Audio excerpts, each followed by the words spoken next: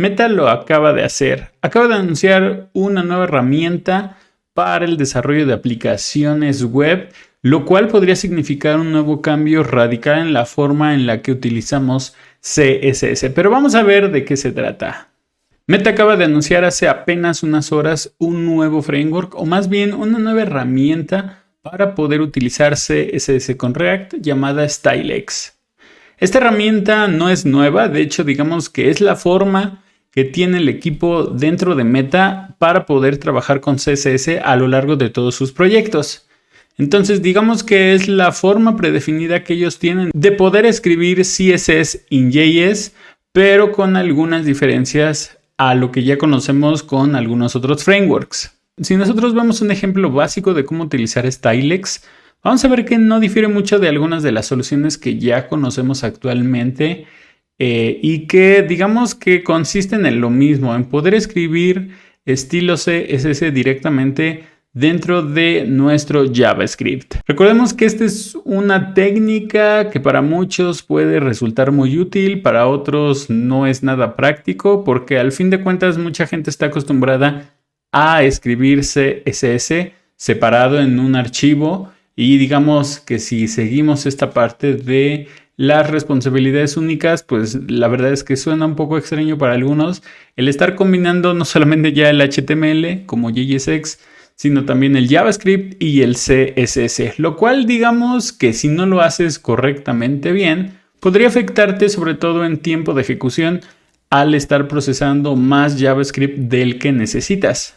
Pero entonces, ¿cuál es la diferencia de Stylex? Además de ser, digamos, el framework o la herramienta de desarrollo de estilos predefinida en Meta. Pues bueno, lo que más me llamó a mí la atención es el hecho de que, a diferencia de otros frameworks o herramientas en donde digamos que la definición y ejecución de los estilos sucede en tiempo de ejecución, Stylex funciona a nivel de compilación. ¿Qué quiere decir con eso? Que realmente no se ejecuta como tal un JavaScript para procesar todos los estilos en tiempo de ejecución, sino que es un paso previo y por lo tanto digamos que ya tienes un output generado a través de un plugin de Babel para que ese tema que te comentaba de el performance, cuando nosotros definimos si queremos ejecutar o procesar estilos CSS directamente con JavaScript, no sea un inconveniente. De hecho, podemos ver aquí un ejemplo básico en donde igual definimos un pequeño estilo y podemos ver cómo es que se compila o digamos cuál es el resultado a nivel de JavaScript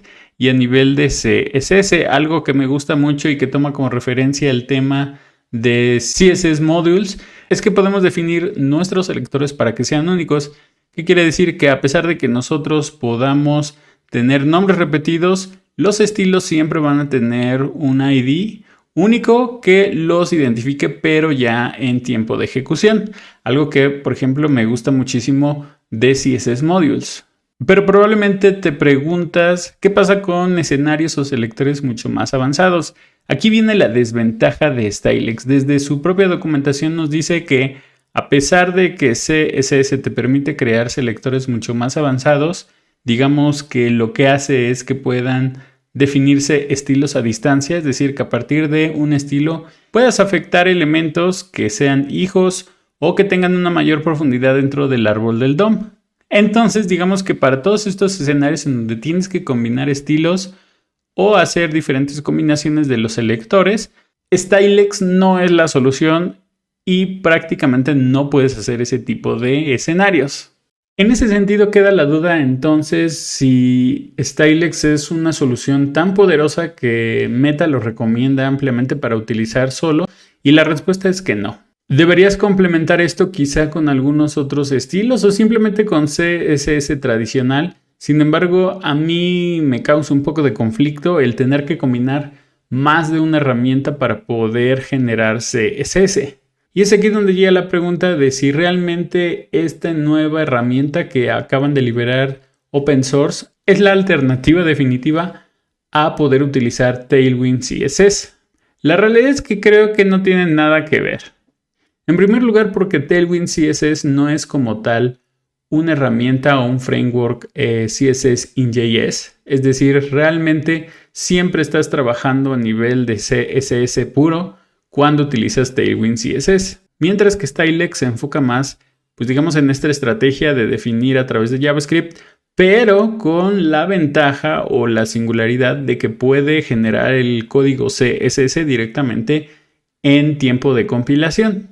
El mismo equipo de React que liberó la herramienta comenta que incluso pueden convivir, es decir, puedes utilizar tanto Tailwind CSS como Stylex en un mismo proyecto. Sin embargo, de nuevo, creo que desde un punto de vista de optimización de recursos y sobre todo de performance, creo que el hecho de combinar ya más de una herramienta para hacer el tratado de CSS debería ser algo que solamente lo deberías hacer en casos muy específicos. Por ejemplo, cuando tu proyecto es tan grande y lo tienes perfectamente bien modularizado, probablemente puedas aplicar ciertos estilos a través de Tailwind CSS, pero estos estilos no van a convivir directamente en uno de esos paquetes o módulos, sino que el tema de Stylex lo vas a separar completamente. Es decir, conviven a nivel de proyecto, pero realmente en el código nunca vas a tener estos dos al mismo tiempo.